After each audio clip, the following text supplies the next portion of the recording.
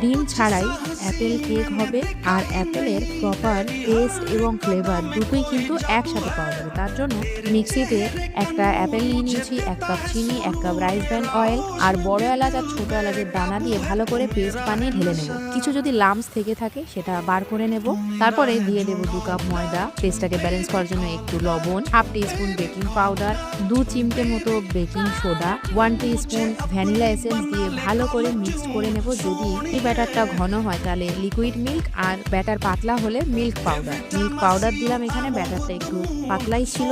১-২ minute ফাটিয়ে নেব। Cake টিনের মধ্যে পেপার লাগিয়ে তেল ব্রাশ করে নিয়ে একটু ময়দা স্প্রেড করে দেবো, দিয়ে ব্যাটারটা ঢেলে দেবো। এরপর ওপর থেকে গার্নিশিং এর জন্য একটু মোরব্বা আর চেরি দিয়ে দিলাম। এটাকে মাইক্রোওভেন কিংবা গ্যাসে বেক করে নেব। ঠান্ডা হয়ে গেলেই টুথপিক দিয়ে চেক করে নিয়ে প্লেটে উল্টে নিলেই কিন্তু খুব সহজেই উঠে আসবে। সকলের জন্য সার্ভ করুন অ্যান্ড এনজয়।